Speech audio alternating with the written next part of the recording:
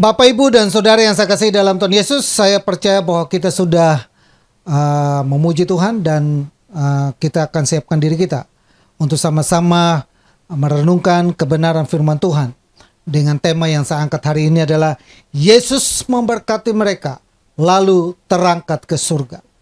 Nah, Saudara, tidak jauh-jauh, Saudara. Yesus waktu datang ke dalam dunia, selalu yang diucapkan untuk orang yang mengikuti dia selalu memberkati mereka. Ya. Bahkan ini adalah suatu peristiwa di mana pesan-pesan terakhir atau hari-hari terakhir pada 2022 tahun yang lalu, Yesus pernah ada dalam dunia dan hidup bersama dengan mereka, bersama dengan murid-muridnya. Mereka selama 40 hari Yesus menampakkan diri kepada mereka. Dan Yesus memberitakan kerajaan Allah dengan luar biasa. Dan saatnya Yesus akan terangkat ke surga. Namun sebelum berpisah dengan mereka, dia selalu mau memberkati mereka. Ini adalah, saudaraku yang saya kasih, ini adalah satu gambaran sebagaimana bapak-bapak iman kita. Bapak tahu, Bapak Ibu tahu bapak-bapak iman kita siapa? Abraham, Ishak, dan Yakub. Bagaimana ketika pesan-pesan terakhir sebelum dia meninggalkan dunia ini, sebelum dia mati dan dikuburkan, Abraham selalu kumpulkan anak-anaknya, kumpulkan Ishak. Lalu Abraham mohon berkat buat Ishak. Waktu Ishak pun sudah lanjut usia, lalu dikumpulkan anak-anaknya juga. Lalu dia memberkati anak-anaknya. Sama juga seperti Yakub. Ketika dia meninggal pun dikumpulkan mereka, lalu dia memberkati mereka. Ini adalah satu gambaran. Ketika Yesus berpisah dengan murid-muridnya, dia pun mau supaya mereka tetap diberkati. Dia mohonkan berkat Tuhan yang luar biasa. Apa yang dimintakan Tuhan? Berkat seperti apa yang Tuhan mintakan kepada mereka. Nah, ini hari ini kita belajar kurang lebih pelajaran ini sehingga kita sama-sama mengerti tentang ini. Ini adalah judul yang bukan sekedar saya karang, tapi judul ini adalah judul yang ada di Lukas pasal yang ke-24 ayat yang ke-52 dan sampai ke ayat 52 ya. Ayat 52 sampai dengan ayat 50 sampai dengan ayat yang 53. Lukas pasal yang 24 ayat 50 sampai 53. Bapak Ibu boleh perhatikan ini dan saya bacakan buat Bapak Ibu. Lalu Yesus membawa mereka keluar kota sampai dekat Betania. Di situ ia mengangkat tangannya dan memberkati mereka. Selanjutnya. Dan ketika ia sedang memberkati mereka, ia berpisah dari mereka dan terangkat ke surga. Ayat selanjutnya. Ayat 50. Mereka sujud menyembah kepadanya. Lalu mereka pulang ke Yerusalem dengan sangat bersukacita. Mereka senantiasa berada di dalam bait Allah dan memuliakan Allah. Nah, saudara yang saya kasih dalam Tuhan Yesus, ini adalah judul yang ada di Lukas pasal yang ke-24 ayat yang ke-50 sampai 23. Ketika Tuhan hendak meninggalkan murid-muridnya, mereka di sini adalah murid-muridnya. Mereka di sini adalah orang-orang yang ada di Galilea. Bahkan dikatakan oleh Korintus, bahkan ketika malaikat Tuhan, mereka yang bingung, bangong, mereka yang menatap ke langit lalu bangong, lalu tiba-tiba malaikat Tuhan nampakkan diri kepada mereka, hai orang Galilea yang bodoh. Mereka bodoh kenapa? Mereka bisa bayangkan ada orang tiba-tiba hidup naik sendiri gitu. Jadi mereka tapi malaikat, hai orang Galilea yang bodoh. Jadi bukan hanya murid-muridnya, tapi orang-orang yang ada sekitar situ, yang ada di Betania. Nah, saudara yang saya kasih dalam Tuhan Yesus, untuk memahami ini, saya selalu ingin membawa kita kepada sebuah outline atau sebuah skema. Supaya kita memahami apa maksud Tuhan, pesan Tuhan di pesan terakhir ini. Apa maksud Tuhan ketika sebelum dia meninggalkan mereka, dia memberkati mereka. Sebelum dia meninggalkan mereka, dia memberkati mereka. Apa tujuannya? Dikumpulkan mereka. Ada di tempat yang disebut dengan Betania. Dikumpulkan murid-muridnya. Dikumpulkan mereka semua itu ada di Betania. Nah, saya bikin outline supaya kita memahaminya bersama. Kenapa harus pergi ke Betania? Kenapa tidak kumpul di tempat yang lain? Atau kenapa kumpul di Emmaus? Atau kenapa tidak kumpul di Galilea? Atau kenapa tidak kumpul di tempat-tempat yang lain? Tapi kenapa harus pergi ke Betania? Lalu siapa yang diberkati ini? Yang tadi saya sudah singgungkan, yang diberkati sini adalah murid-muridnya. Lalu siapa ini orang-orangnya? Seperti apa ini orang-orang ini? Lalu yang ketiga, bagaimana caranya supaya kita tetap menjadi orang yang diberkati.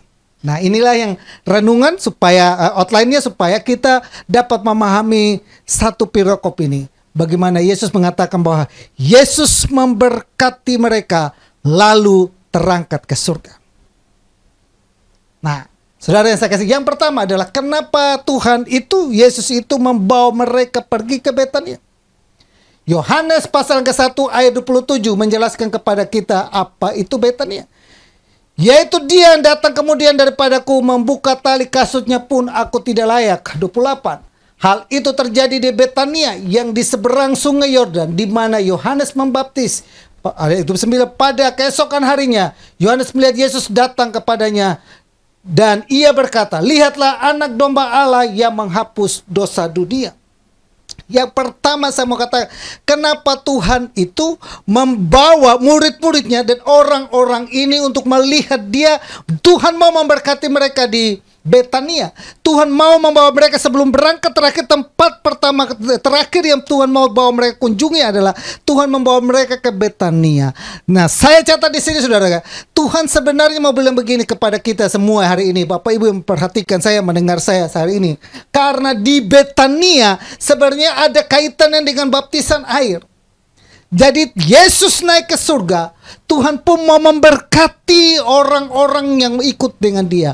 Tuhan pun mau memberkati setiap orang yang dikatakan di sini adalah menyerahkan diri mereka mengikut Tuhan dan dibaptis. Itu adalah penekanan. Yesus mau memberkati orang-orang. Yesus mau mencurahkan berkatnya atas setiap orang mereka yang ada di sana. Tapi buat mereka yang ada dalam baptisan itu, yang telah melakukan baptisan-baptisan itu, mereka telah menerima dia, Tuhan dikatakan memberkati mereka. Nah, oleh karena itu buat teman-teman, Bapak Ibu jemaat Tuhan yang ada yang belum dibaptis, segeralah baptis. Karena Tuhan itu mau memberkati kita. Senantiasa Tuhan mau memberkati kita. Tapi Tuhan pun mau, kita mau menyerahkan diri. Nah, orang yang dibaptis adalah orang yang sudah memahami. Orang yang dibaptis adalah orang benar-benar menyerahkan hidupnya kepada Tuhan. Dia mau setia kepada Tuhan. Dia mau sungguh-sungguh kepada Tuhan. Dia mau supaya namanya tercatat dalam kerajaan Allah. Dan terhadap orang-orang ini Tuhan bilang, saya mau memberkati mereka. Amin ya. Saya mau memberkati mereka di Betania lah dia katakan. Dia membawa mereka di sana lalu tumpangkan tangan di atas kehidupan mereka. Terhadap mereka yang sudah mengikut dia. Terhadap mereka yang setia kepada dia. Dan terutama terhadap juga mereka yang sudah menyerahkan diri untuk dibaptis dalam nama Yesus. Kalau kita mundur ke ayat sebelumnya di Lukas pasal 24. Sebelumnya harus kabar tentang Yesus itu disampaikan dan mereka baptis dalam nama Yesus. Itu disampaikan. Nah, saudara yang saya kasih dalam Tuhan Yesus, ternyata saudara, Tuhan membawa mereka di Betania. Di Betania Tuhan mengingatkan kembali kepada bagaimana kita mula-mulanya berjumpa dengan Tuhan. Mula-mulanya kita mengalami kasih Tuhan yang mula-mula. Lalu kita menyerahkan hidup kita untuk dibaptis. Amin. Tuhan selalu ingat dengan sesuatu yang mula-mulanya kita mulai. Tuhan memulai itu. Kalau kita yang hari ini sudah dibaptis, ingat baik-baik bahwa Tuhan membawa kita sebelum dia terangkat ke surga. Dia ingat tentang langkah pertama kita mengikut Yesus. Maka saya selalu dalam kelas prabaptis, kalau kita lahir secara lahiriah, dari tanggal lahir kita lahiriah dari orang tua kita adalah tanggal 25 Mei tahun 1975. Itulah tanggal lahir saya. Pengumuman. Tanggal 25 Mei itulah tanggal lahir saya dari mama saya. Tanggal 25 Mei. Tapi tanggal di mana kita catat dalam kerajaan Allah adalah tanggal waktu kita menyerahkan diri kita dibaptis. Itu adalah tanggal lahir kita. Catat baik-baik tanggal lahir Bapak Ibu. Maka saya ingatkan kepada mereka. Kak yang di kelas prabaptis, di minggu depan saya ada 2 orang yang mau dibaptis, jadi saya ada kelas prabaptis. Saya ingatkan kepada kita, Yesus mau memberkati mereka yang telah menyerahkan hidupnya sepenuh kepada Tuhan.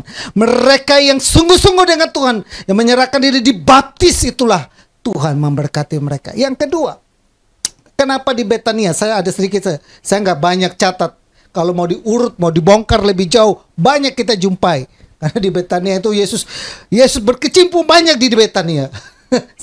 saya mau bongkar itu, tapi waktu kepanjangan. Ya udah, saya ambil aja kurang lebih dua aja. Yohanes pasal 11 ayat 1-4.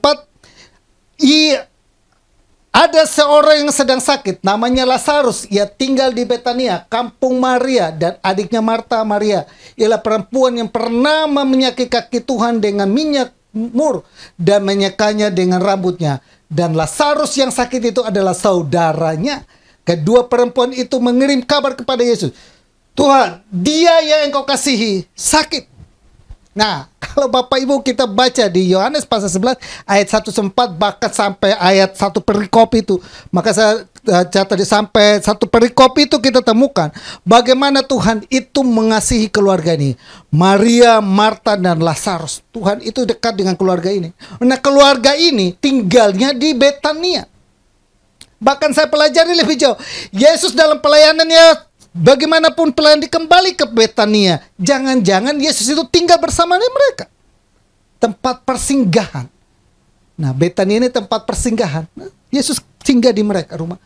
Nah, saudara yang saya kasih, yang kedua saya catat, karena di Betania ada kaitan dengan mujizat, ada kaitan dengan kematian, dan ada kaitan dengan orang yang dikasihi.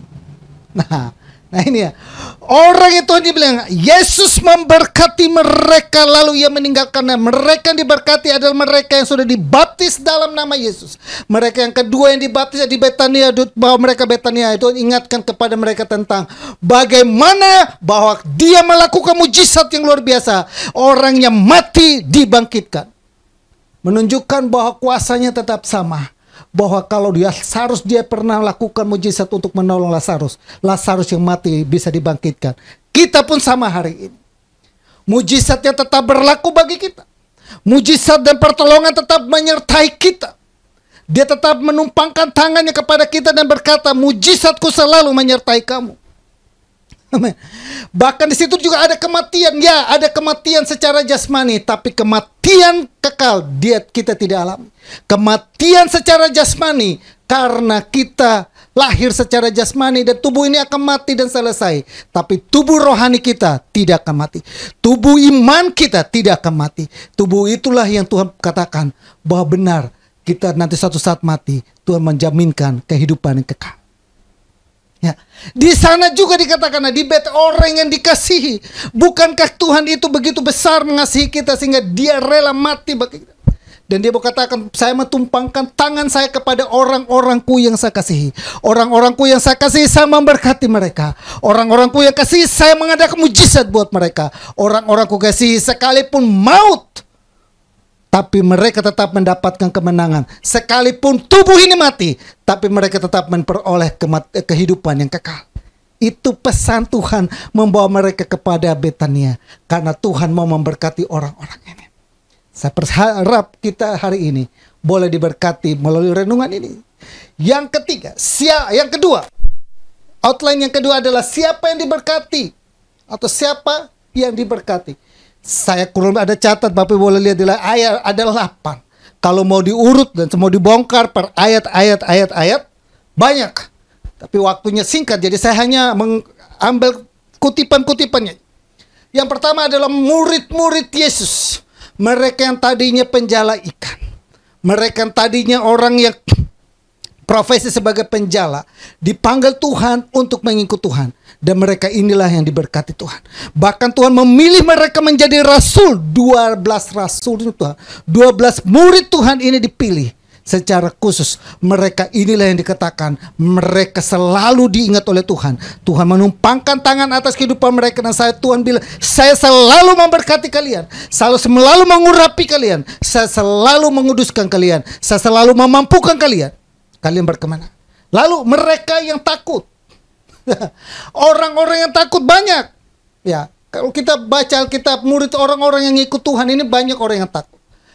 Ibu-ibu yang datang kepada kuburan yang kosong juga takut. Tapi malaikat itu datang menghibur ke mereka. Orang-orang yang takut ini dibawa ke sana. Lalu Tuhan menguatkan mereka.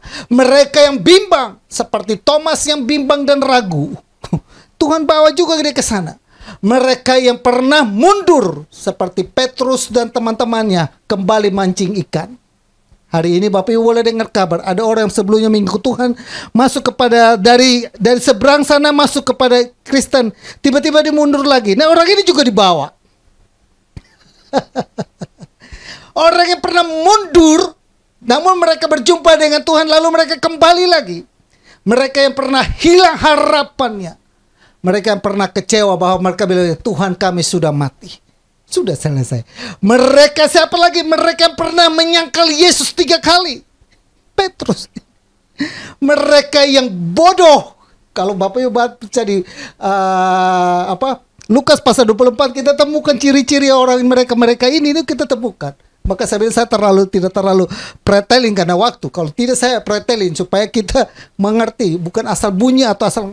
Dan mereka yang tidak mengerti tentang Alkitab.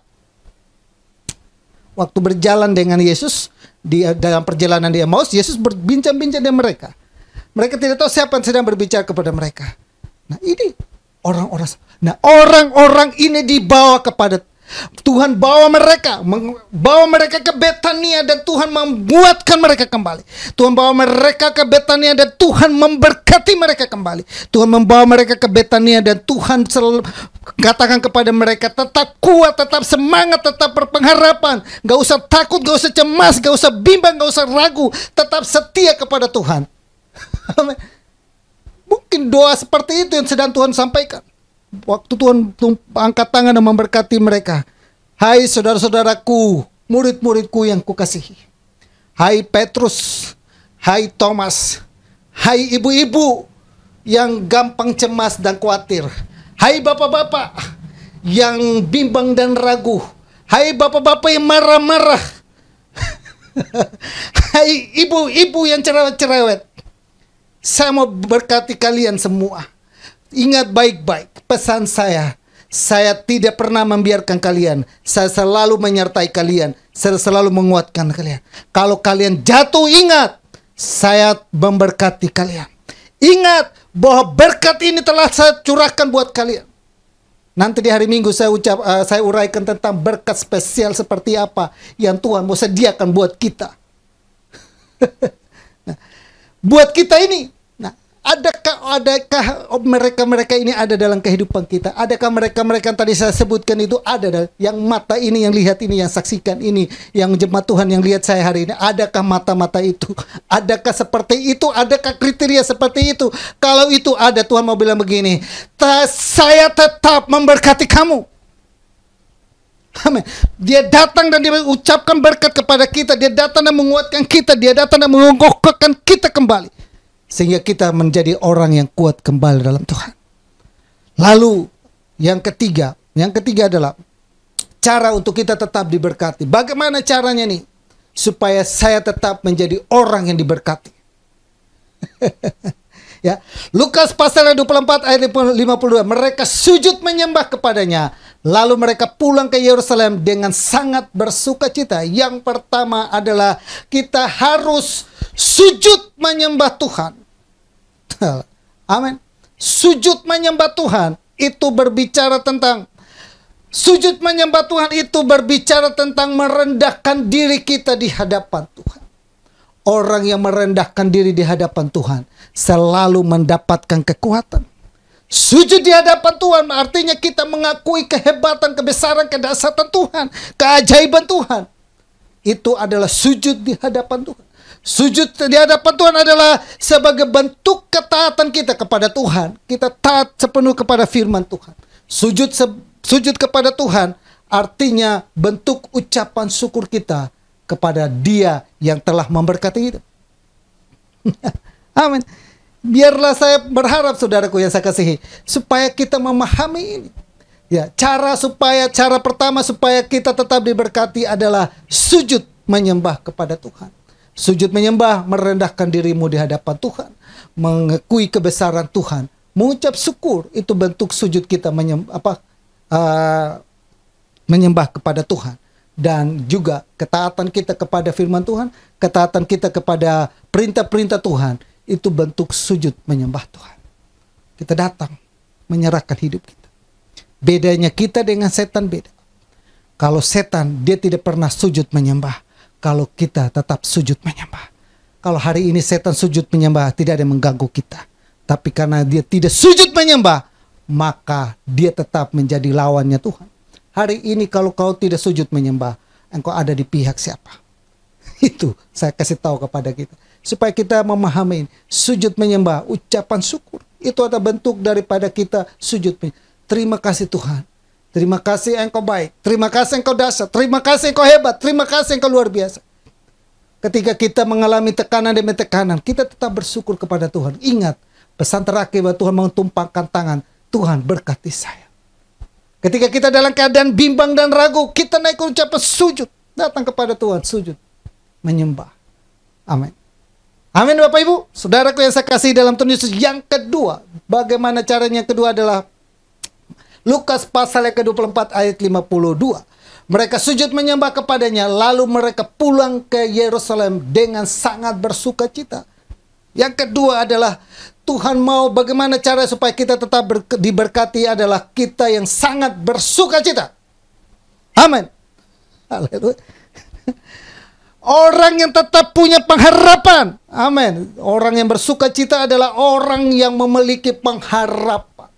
Orang yang bersuka cita adalah orang yang tidak terlena dengan kesedihan.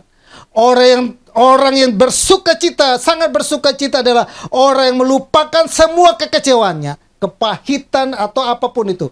Orang yang sangat bersuka cita dipenuhi dengan semangat yang baru. Amin. Alkitab menjelaskan itu kepada kita. Bersukacitalah senantiasa. Sekali lagi ku katakan, bersukacitalah senantiasa. Hati yang gembira adalah obat. Nah ini dia. Amsal menjelaskan dan Filipi memberikan kita gambaran bahwa kita tetap bersukacita. Bersukacita kita tetap memiliki pengharapan kepada Tuhan. Bersukacita tidak berarti kita tidak terlena terus dalam kekecewaan. Murid-muridnya, orang mereka yang di bawah ini, Tuhan ingatkan kepada mereka supaya jangan terlena dengan kekecewaan itu. Jangan terlena dengan kepahitan-kepahitan itu. Jangan selalu terlena dengan berbagai tekanan, kesedihan-kesedihan yang ada. Tapi harusnya kamu tetap bersuka cita. Kenapa kamu harus tetap bersuka cita? Karena saya selalu, setiap saat tangan selalu datang untuk memberkati kamu, menguatkan kamu, mengokohkan kamu. Amin. Ingat baik-baik itu. Pesan kita di kenaikan Tuhan Yesus bahwa tangan Tuhan selalu dari surga sana. Dia terus mengangkat untuk memberkati kita. Lalu yang ketiga, mereka bagaimana supaya kita tetap diberkati adalah senantiasa beribadah. Lukas 24 ayat 53. Mereka senantiasa berada di dalam bait Allah dan memuliakan Allah. Yang ketiga supaya kita tetap diberkati adalah senantiasa. Senantiasa artinya tidak pernah berhenti, tidak pernah putus, continue. Terus menerus kita beribadah. Baik ibadah online maupun ibadah onsite. Tetap kita tidak pernah melupakan ibadah itu. Karena Tuhan itu mau memberkati kita dalam ibadah. Saya sudah pernah uraikan itu. Tuhan, kalau kita setia beribadah, Tuhan memberkati roti, makanan, minuman kita dan menjauhkan penyakit dari tengah-tengah kita.